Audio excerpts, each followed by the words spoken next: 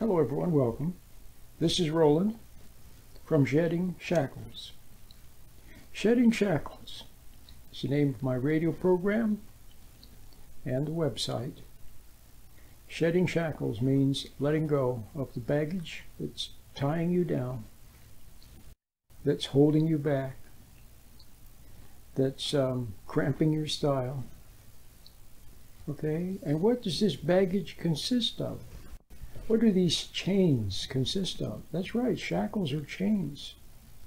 What are they? Unhappy memories, bitterness, resentments, grudges, unfinished business, hostility. See? That's what it is. So would you like to become free? Would you like to become free?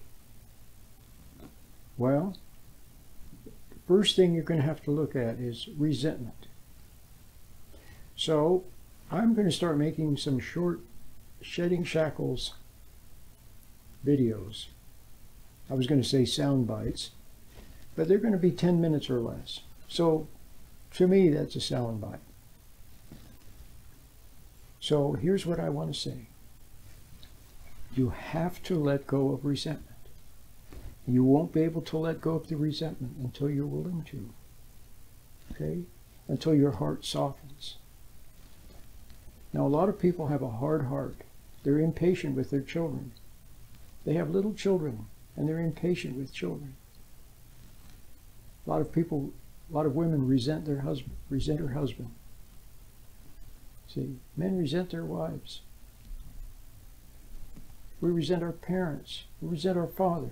Resent our mother, resent our brother, sister. Now maybe there's a reason. Maybe sister was cruel, vicious, okay? Said really cruel, hurting things. But that doesn't mean give you the right to hate her.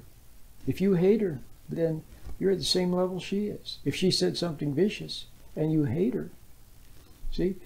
So same thing with your father. Okay, maybe he messed up. He wasn't there for you. He didn't get things right. Maybe he did the best he could, maybe he didn't. That doesn't give you an excuse to hate him. Hatred is not a human emotion. Hatred is not a human emotion. Resentment is not a human emotion. It's devilish. That's right. So you go through life resenting people and secretly judging them, then it won't be good for you at the end. Okay? Christ made it perfectly clear. He said it very clearly. Unless you forgive others, your heavenly Father will not forgive you. That's what he said. You see, resentment is a very, very destructive and hateful thing, and it's a disgusting thing. And so is judgment, because it's often sneaky. We go out in the world and we smile. We go out in the world and we smile. But underneath we're resentful, or hateful, or judgmental. So it may take a big wake-up call. It may take a very big wake-up call. For some people, they're not willing to give up their... See, what is resentment? You know what it is? It's like being a drug addict. See, it's a little fix for your ego.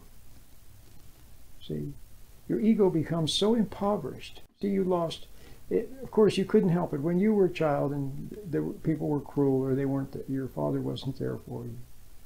Maybe your mom was too much. Maybe she yelled at you or pressured you. She was ambitious for you. And your father was weak. He should have been there to protect you from overbearing people.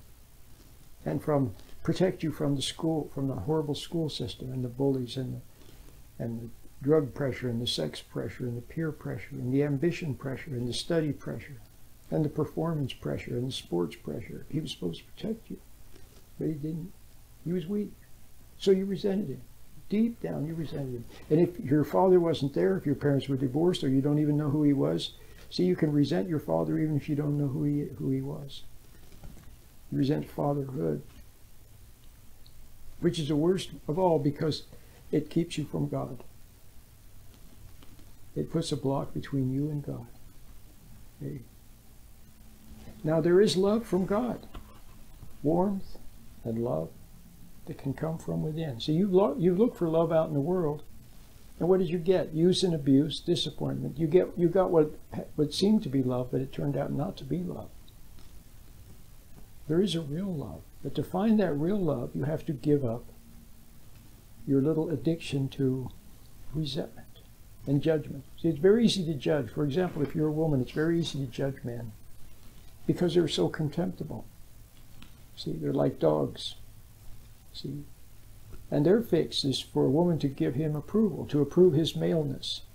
See, to make him feel that his maleness is what real manhood is all about. So he's craven. He crawls on his hands and knees for it. He becomes angry and enraged if he doesn't get it. See?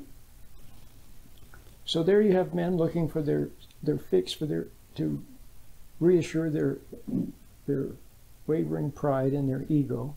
They look to women to do that, and she has to hold her nose and pretend she doesn't see his faults, and pretend that she worships him and his worships him. See, but then she gets her revenge. How? Why? She takes his life force, and secretly she loathes him. See, she loathes him and puffs up. See, it's very easy to puff up in pride, puff up with contempt for men.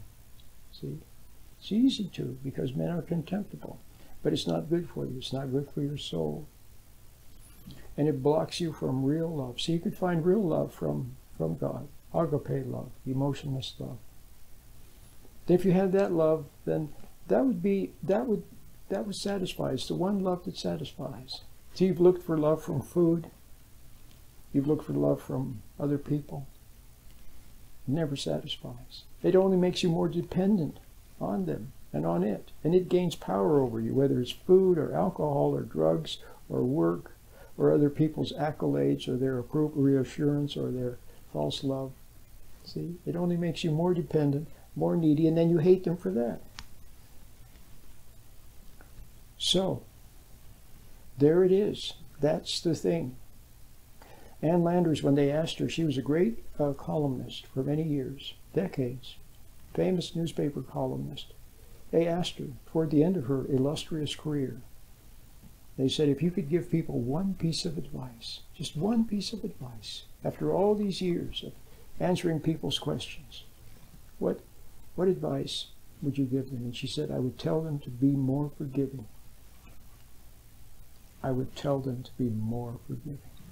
So you have to be more forgiving. Let go of your grudges. Let go of your resentments, your secret judgment of people. Let it go. See? They're not perfect. You're surrounded by imperfect people, but you're not perfect either. See?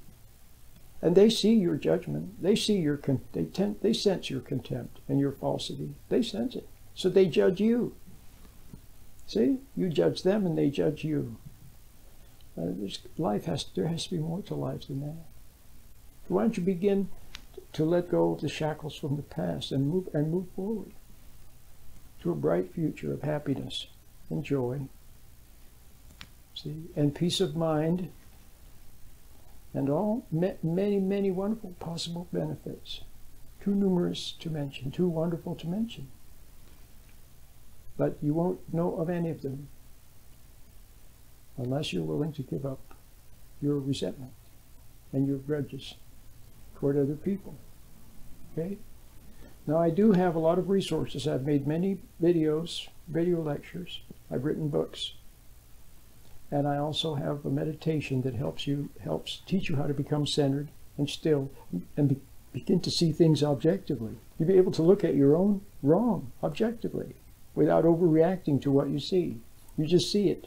And the magic in seeing it is that you're seeing it in God's light. And in God's light, that modifies it. Okay? So if you'd like to try the meditation, then go to the website, sheddingshackles.com. My name is Roland.